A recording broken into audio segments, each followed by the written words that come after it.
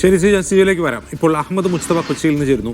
മുസ്തഫ, കോടതിയുടെ നിരീക്ഷണത്തിലാണ് ഈ അന്വേഷണം. കോടതി എത്ര കാലാവധിയാണ് ഈ അന്വേഷണത്തിന് നൽകിയിട്ടുള്ളത്? മറ്റൊരു പ്രധാനപ്പെട്ട കാര്യം, ഇതിൽ ഹൈക്കോടതി ചൂണ്ടിക്കാട്ടിയ ഏറ്റവും ഗുരുതരമായൊരു വിഷയം, ഇത് ചെമ്പാണെന്ന് രേഖപ്പെടുത്തിയത് ദേവസ്വം ബോർഡ് തന്നെയാണ് എന്നാണ്. ദേവസ്വം ബോർഡ് മീറ്റിംഗിന്റെ മിനിറ്റ്സ് പരിശോധിച്ചാണോ ഹൈക്കോടതി നിരീക്ഷണം നടത്തിയത്? ദേവസ്വം വിജിലൻസ് ഈ മിനിറ്റ്സ് കോടതിയിൽ ഹാജരാക്കിയിരുന്നോ?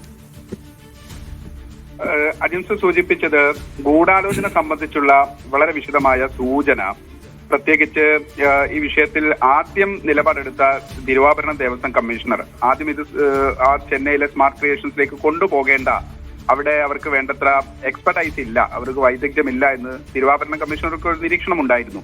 പക്ഷെ ഒരാഴ്ചക്കകം, വെറും 7 ദിവസത്തിനകം ആ നിലപാട് മറിഞ്ഞിട്ടുണ്ട്. അതിനുവേണ്ടി റെഫറൻസ് ആയി അദ്ദേഹം തന്നെ അയച്ചൊരു കത്തിൽ പറയുന്നത്, ഈ വിഷയത്തിൽ ദേവസ്വം ബോർഡ് പ്രസിഡന്റിന്, അതായത് 2025 ദേവസ്വം ബോർഡ് പ്രസിഡന്റ്, അദ്ദേഹത്തിന് ഉണ്ണികൃഷ്ണൻ പോറ്റി എങ്ങനെയാണോ ഈ വിഷയത്തിൽ ആഗ്രഹിക്കുന്നത്, അദ്ദേഹത്തിന്റെ ഇഷ്ടപ്രകാരം താല്പര്യപ്രകാരം അവിടേക്ക് തന്നെ കൊണ്ടുപോകാം എന്നുള്ളൊരു കത്തുണ്ട്. മാത്രമല്ല, അങ്ങനെ നിലപാട് മറിയുന്നതിന്റെ ഒപ്പം തന്നെ ഒരാഴ്ചക്കകം നിലപാട് മറിയുന്നു. അതിനൊപ്പം തന്നെ തൊട്ടടുത്ത മിനിറ്റ്സിൽ ഈ അജിൻസ് ഇപ്പോൾ സൂചിപ്പിച്ചതുപോലെ ദേവസ്വം ബോർഡ് തന്നെ ഒരു യോഗം ചേർന്ന് ഈ വിഷയവുമായി ബന്ധപ്പെട്ട് അത് അങ്ങനെ കൊടുത്തുവിടാൻ തന്നെ തീരുമാനിക്കുന്നു.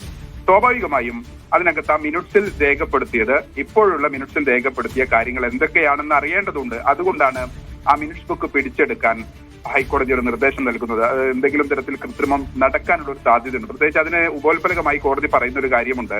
2019 നടന്ന ഈ പ്രശ്നം 2019 തന്നെ സന്നിധാനത്ത് തന്നെ പണി നടത്തേണ്ട ഇത് ദേവസ്വം സബ് ഗ്രൂപ്പ് മാനുവൽ ലംഘിച്ചുകൊണ്ട് ചെന്നൈയിലേക്ക് കൊടുത്തുവിടാൻ തീരുമാനിച്ചു.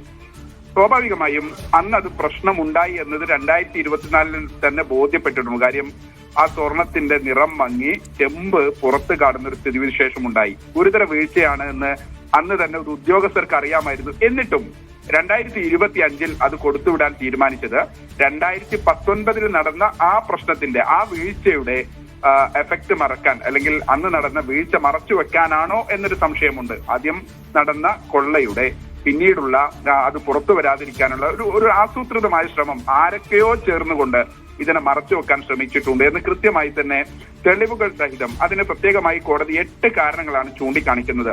ഒന്ന്, നേരത്തെ സൂചിപ്പിച്ചതുപോലെ ദേവസ്വം ബോർഡിന്റെ സബ് ഗ്രൂപ്പ് മാനുവൽ ലംഘിച്ച് സംശയാസ്പദമായ സാഹചര്യങ്ങളുള്ള ഉണ്ണികൃഷ്ണൻ പോറ്റിക്ക് തന്നെ ഈ വിലപിടിപ്പുള്ള സ്വർണ്ണപാളികൾ കൈമാറാൻ തീരുമാനിച്ചു. 2, 1998-99 കാലത്ത് അന്ന് 30 കിലോയിലധികം സ്വർണമുള്ള പാളികൾ ഈ വിഗ്രഹങ്ങളിൽ പൊതിഞ്ഞിട്ടുണ്ട് എന്ന് രേഖപ്പെടുത്തിയത് പിന്നീട് അതെല്ലാവർക്കും അറിയുന്ന കാര്യമാണ്. അത് രേഖയിലുണ്ട്. തിരുവിതാംകൂർ ദേവസ്വം ബോർഡിന് ഔദ്യോഗികമായി അയച്ച കമ്മ്യൂണിക്കേഷൻസ് ഉണ്ട്. അത്തരം ഒരു സാഹചര്യത്തിൽ വീണ്ടും അത് ചെമ്പ് പാളി എന്ന് തന്നെ രേഖപ്പെടുത്തി.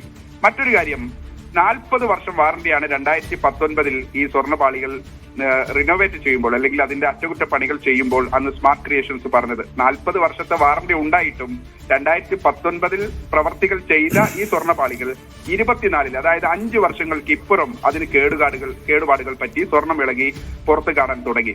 2025 വീണ്ടും അതേ പോറ്റിക്ക് തന്നെ കൈമാറാൻ ഒരു തീരുമാനമെടുത്തു. അതാണ് മൂന്നാമത്തെ ഒരു കാരണമായി സംശയാസ്പദമായ സാഹചര്യം കോടതി ചൂണ്ടിക്കാണിക്കുന്നത്. 19 ക്രമക്കേട് മറച്ചുവെക്കാനായിരുന്നു ഇത്തരം നീക്കങ്ങൾ എന്നാണ് കോടതി ചോദിക്കുന്നത്. നാലാമത്തെ ഒരു കാര്യം, സന്നിധാനത്ത് തന്നെ ഇത്തരം പണികൾ വേണമെന്ന് ക്ഷേത്രം തന്ത്രി ഒരു നിർദ്ദേശം നൽകിയിരുന്നു. പക്ഷെ അത് ഗൗനിച്ചില്ല, അത് അവഗണിക്കപ്പെട്ടു എന്നുള്ളതാണ് മറ്റൊരു കാര്യം. അഞ്ചാമത്തത് കോടതി ചൂണ്ടിക്കാണിക്കുന്നത്, ചെന്നൈ സ്മാർട്ട് ക്രിയേഷൻസിന് ഈ സ്വർണ്ണപ്പണിക്കുള്ള സാങ്കേതിക വൈദഗ്ധ്യത്തിൽ നമ്മൾ നേരത്തെ തുടക്കത്തിൽ സൂചിപ്പിച്ചതാണ്. ദേവസ്വം കമ്മീഷണർക്ക് തന്നെ ഒരു സംശയമുണ്ടായിരുന്നു. പക്ഷേ വളരെ വൈകാതെ തന്നെ ഒരു 7 ദിവസം കൊണ്ട് അദ്ദേഹം നിലപാട് മാറ്റി. 2025 ഓഗസ്റ്റ് മാസം 8-ാം തീയതി അയച്ച കത്തിൽ സ്മാർട്ട് ക്രിയേഷൻസിന് സാങ്കേതിക വൈദഗ്ധ്യം ഇല്ല എന്നാണ് തിരുവാഭരണ കമ്മീഷനുടെ നിലപാട്. പക്ഷേ 21/8/2025 2025 ഓഗസ്റ്റ് മാസം 21 പോറ്റിയുടെ താല്പര്യപ്രകാരം ഈ പണികൾ വേഗത്തിൽ തീർക്കാൻ ദേവസ്വം ബോർഡ് പ്രസിഡന്റ് നിർദ്ദേശിക്കുന്നുണ്ട് എന്നൊരു മറ്റൊരു കത്ത് കൂടി അയക്കുന്നു. അപ്പോൾ 7 ദിവസം കൊണ്ട് ഈ നിലപാടിൽ മാറ്റമുണ്ട്. അങ്ങനെയാണ് 3/9/25 ബോർഡ് യോഗത്തിൽ OTക്ക് തന്നെ ഇവ കൈമാറാൻ തീരുമാനിച്ചത്. അങ്ങനെ 2025 വീണ്ടും ഈ പാളികൾ കൈമാറിയപ്പോൾ ഹൈക്കോടതിയുടെ അനുമതി വാങ്ങണമെന്ന 2023 ഉത്തരവുകൾ അവഗണിക്കപ്പെടുന്ന ഒരു സാഹചര്യമുണ്ടായി. ഈ നിലയ്ക്ക് നിലവിലെ ദേവസ്വം ബോർഡിലേക്ക് കൂടി അന്വേഷണം കൊണ്ടുപോകുന്ന ഒരു സാഹചര്യത്തിലാണ് ഇപ്പൊ നേരത്തെ സിജോ സൂചിപ്പിച്ചതുപോലെ, അജിംസ് സൂചിപ്പിച്ചതുപോലെ മുരാരി ബാബുവിന്റെ പങ്ക് കൂടി, പ്രധാനപ്പെട്ട പോസ്റ്റിലിരിക്കുന്ന ഇതിന്റെ അഡ്മിനിസ്ട്രേറ്റീവ് ഓഫീസറൊക്കെ ആയിരുന്ന മുരാരി ബാബുവിന്റെ പങ്ക് കൂടി ഇപ്പോൾ SIT കാര്യമായി തന്നെ വളരെ ഗൗരവമായി തന്നെ അന്വേഷിക്കുന്നതും അദ്ദേഹത്തിന്റെ അറസ്റ്റിലേക്ക് കാര്യങ്ങൾ പോകുന്നതും. അജിംസ്.